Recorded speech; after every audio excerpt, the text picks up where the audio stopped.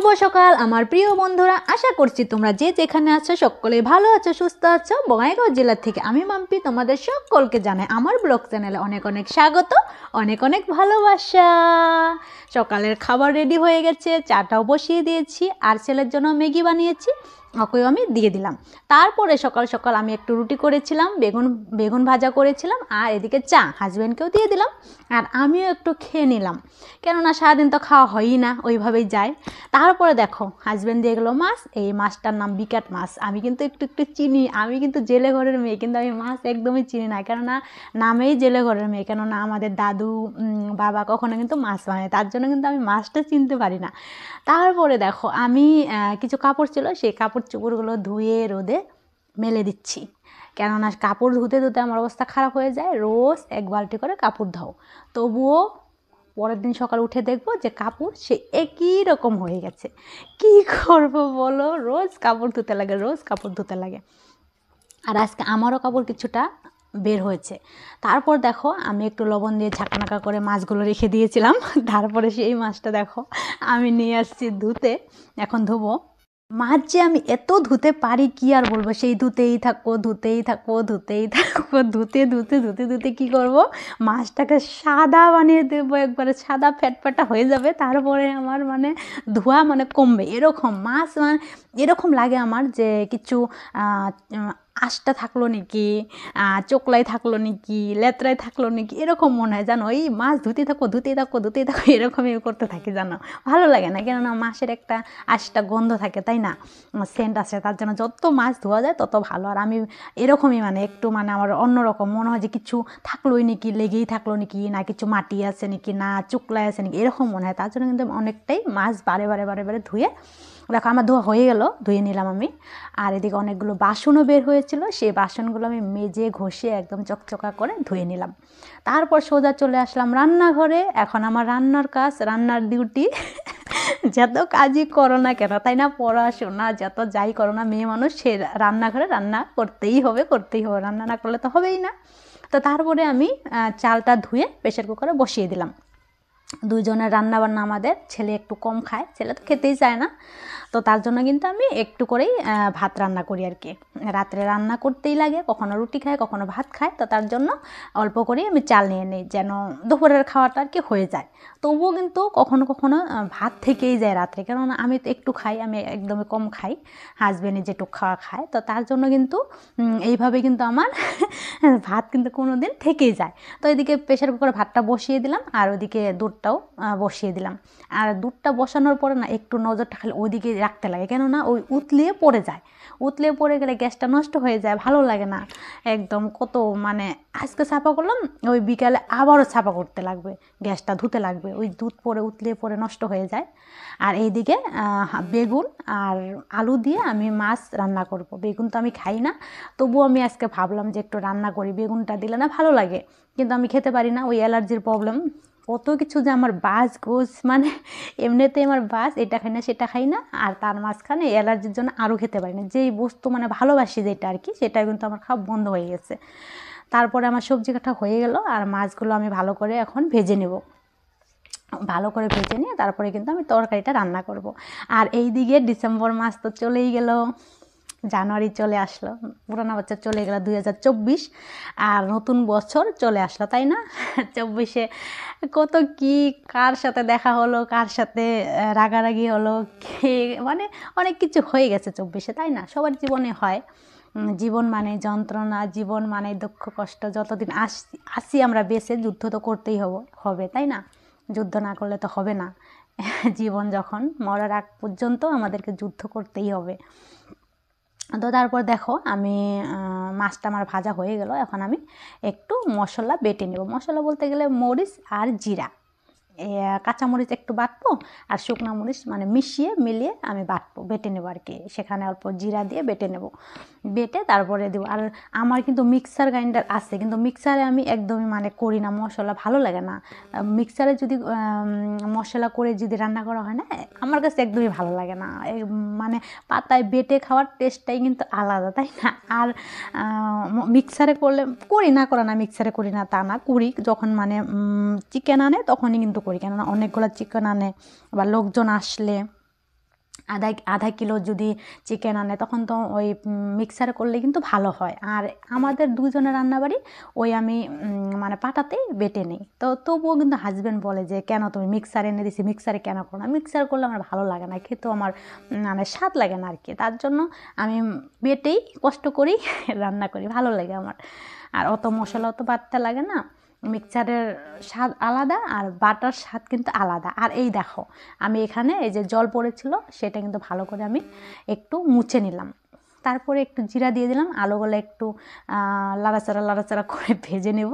তারপরে সেখানে কিন্তু আমি বেগুন সেগুন দিয়ে লাড়াচাড়া করে লবণ হলুদ দিয়ে তারপরে কিন্তু তরকারিটা রান্না করবো। আর আলু এক টুকরা দেখছো পড়ে গেছে, সেটা আমি ফেলেই দিলাম আর কি, কেননা রান্না করার সময় যখন পড়েছে সেটা বর্মাদেবের ওই জায়গায় দিতে হয়, তার জন্য কিন্তু আমি একটু নিচে রেখে দিলাম। তারপরে দেখো আমি বেগুনগুলো দিয়ে দিলাম, বেগুনগুলো দিয়ে একটু লাড়াচাড়া করে দিলাম, লবণ দিয়ে দিলাম আরও লাড়াচাড়া করলাম। আমি রান্না করতে আসলে এরকমই করতে থাকি, লাড়াচাড়া করতে থাকবো, লাড়তেই থাকবো। তারপরে হলুদ দিয়ে দিলাম, হলুদ দিয়েও লাড়াচাড়া করে আছি। তো এইভাবেই আমি রান্না করি, ভালো লাগে আমার রান্না করতে। টমেটো দিয়ে দিলাম, আমি বেশিরভাগ মানে তরকারিতে কিন্তু টমেটোটা দিই, ভালো লাগে আমার টমেটো দিলে। তবে কেউ খায় না, আমার মা বলে কি সব কিছুতে তুই টমেটো একটা দিয়ে রাখস আর কি। তো আমি বলি না, ভালো লাগে আমার আর কি, কিন্তু মা টমেটো তো কম খায়, টেঙা লাগে না, তার জন্য কম খায়। তো দেখো লাস্টে যখন লাড়াচাড়া করার পর লাস্টে মশলা দেওয়ার পর যখন টমেটোটা দেওয়া হয় তখন কিন্তু অত একটা মানে টক লাগে না। কিন্তু আগেই যদি টমেটোটা দিয়ে দেওয়া হয়, মানে সবজির সাথে যদি আমরা দিয়ে দিই টমেটো, কিন্তু তাহলে কিন্তু অনেকটাই টক লাগে, মানে টক লাগে, এরকম মনে হয় যে তরকারিটা আর কি টক হয়ে গেছে। কিন্তু লাস্টে যদি টমেটোটা দেওয়া হয় না, অত একটা টক মনে হয় না। তো দেখো আমি আজকে অনেকগুলো, বুঝতেই পারি না, অনেকগুলো সবজি কেটেছি আর অনেকগুলো তরকারি হয়ে গেছে। দেখো আমি তো একটু ঝোল খাই, হাজব্যান্ড অত খায় না, তবুও কিন্তু আজকে মানে আমি বুঝতে পারি না, অনেকগুলো বানিয়ে নিচ্ছি। তো তারপরে আমার হয়ে গেল তরকারি, মাছ টাছ তো দিয়েই দিয়েছি, তরকারিটা আমি ঢেলে নিলাম, দেখতে পাচ্ছ ঢেলে নিলাম। তারপরে আমি এখন রেখে দেবো। আর আমি একটু ফুলকপি আর আলু কেটেছি, সেটা কিন্তু আমি ভাজা করব, ভালো লাগে আমার কাছে, ভালো লাগে আমার কাছে। ফুলকপি আমি বড়া বানাবো, তরকারি বানাবো, ফুলকপির রসা বানা যায় আলু ফুলকপি দিয়ে। আর ফুলকপি আলু দিয়ে ভাজা বানালে কিন্তু ভালো লাগে, খুব স্বাদ লাগে খেতে, আমি খাই, টেস্টি লাগে আমার কাছে আর কি। তো দেখো এইভাবে আমি একটু ফুলকপিগুলো কিন্তু আমি একটু ভাপ দিয়ে নিয়েছি, ভাপ না দিয়ে নিলে কিন্তু হয় না, ভাপ দিয়ে নিলে ভালো হয়। আর যদি ভাপ না দিই ফুলকপি ভাজাটা কিন্তু একদমই খাওয়া যায় না। তরকারিতে লোকাল ফুলকপি হলে কিন্তু তরকারিতে যদি আমরা দেই ফুলকপি তাহলে কিন্তু ভাপ না দিলেও চলে, কিন্তু এই ভাজাটা রান্না করলে একটু ভাপ দিতে লাগে, ভাপ না দিলে কিন্তু ভাজাটা ভালো হয় না, একটু মানে কাঁচা থাকে আর কি, খসখস এরকম মানে লাগে, ভালো লাগবে না খেতে, তখন মনে হবে যে ভাজাটা হয়তো হয়ই নাই, কিন্তু ওরকম হয়, একটু ভাপ দিয়ে নিলে ভালো হয়। তো এই ভাজাটা আমি ভালোবাসি খেতে, আমি এমনিও বললামই আগেই যে আমার খাওয়ায় মানে অনেকটাই ঝামেলা, এটা খাই না সেটা খাই না, তবে আমি যেটা খাই সেটা আমি কিন্তু বানাই। তারপরে আমার রান্নাবান্না হয়ে গেল, আমি ঘরটা ভালো করে ঝাড়ু দিয়ে নিলাম। আর দেখো যে জায়গাটা রান্না করি সেই জায়গাটা দেখো ভিজা থাকে, কেননা ভিজা থাকে কেন, আমি যখন রান্না করি অনেক জল পড়ে, তো তার জন্য কিন্তু অনেকটা ভিজা থাকে। আর আমি যতবারই খাবো ততবারই কিন্তু আইঠাটা সেই জায়গায় আমি লেপে নেবো আর কি, ভাত খেলেও আমি লেপে নেব, তারপরে যখন আমি রান্না করব তবু ওই যে হাত দিয়ে মানে একটু লেপে নেই, তার জন্য কিন্তু ওই জায়গাটা কিন্তু ভিজা থাকে, এরকম মনে হয় যে হয়তো নোংরা না, ছাপচিকনি, কিন্তু ওই বললাম না ওরকম করে নেই, তার জন্য। আর এদিকে হাজব্যান্ড আসলো ভাত খেতে চলে আসছে, 2টা কিন্তু বেজে গেছে।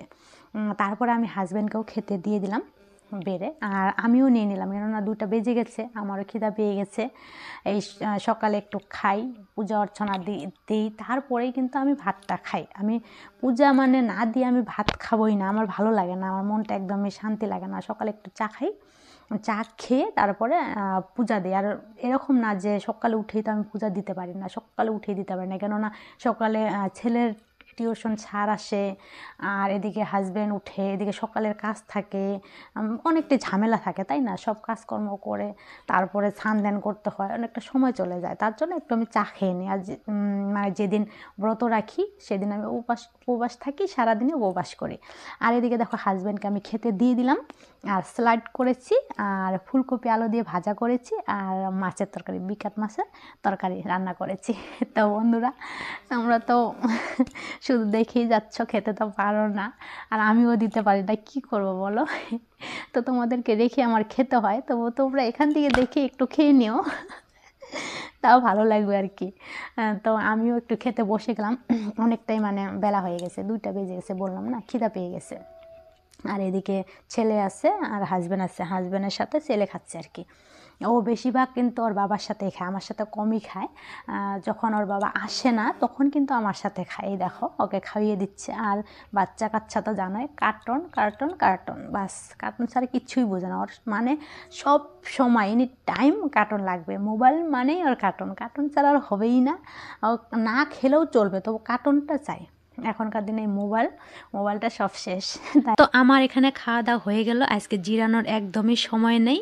আমার আজকে একটা কাজ আছে, ব্রাইডকে সাজাতে যেতে হবে। তো আমি সব কিছু দেখো গুছিয়ে নিচ্ছি, কেননা বাড়ি থেকে যদি গুছিয়ে দেখে না নিয়ে যাই, সেখানে যে দেখবো এটা নাই সেটা নাই, তাই না?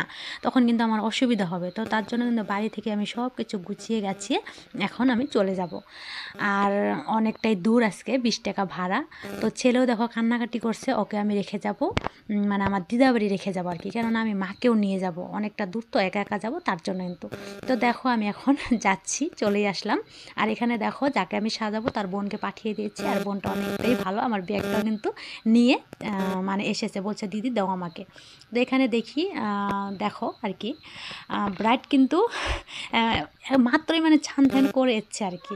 তো ওকে ঝটপট করে আমি মেকআপটা করিয়ে দিলাম, আর এখন চুলটা বেঁধে দিচ্ছে। আর ওকে সাজাতে আমার অনেকটাই কষ্ট হচ্ছে, কেননা এখানে কারেন্টের এত প্রবলেম, এত ডিস্টার্ব, কী আর বলবো। তো তারপরে দেখো চার্জার লাইট দিয়ে আমি ওকে সাজিয়ে দিচ্ছি, আর ও কিন্তু মেখেলা চাদর পরেছে, আর অনেকটাই ভালো লাগছে ওকে, দেখতেও সুন্দর, আর সাজিয়েছি মানে সত্যি অনেকই ভালো লাগছে, মেখেলা চাদর জোড়াও ভালো লেগেছে আমার। তো তোমরাও বলবে কমেন্ট করে কেমন লেগেছে। আর আমার দেখো হয়ে গেল সাজানো, সন্ধ্যা একদম ঘোর হয়ে গেছে, আর যেতে যেতে তো রাতই হয়ে যাবে। তো তবুও কিন্তু আমার টেনশন নেই, কেননা আমি মাকে নিয়ে এসেছি, আমারও তো একটা মানে ভয় লাগছে না আর কি, মা আছে। আর বাজারের সাথে আর কি বাড়ি, এরকমটা না যে অনেকটা ভিতরে ভিতরে না, কিন্তু বাজারের সাথেই বাড়ি, টোটো আমি পেয়ে যাব, একদমই টেনশন নেই। আর দেখো ওড়নাটা কিন্তু হবে না মেখেলা চাদরের সাথে, কিন্তু এইটাই হবে, এই যেরকম আর কি আমরা ওড়না লাগাই, সেটা কিন্তু ওড়না হবে না, এইটা কিন্তু মেখেলা চাদরের সাথে এইটাই হবে, এই ওড়নাটাই হবে। দেখো হয়ে গেল সাজানো আমার। তো আজকের মতো ভিডিওটা এখানে রাখছি, সবাই ভালো থেকো, সুস্থ থেকো, টাটা বাই।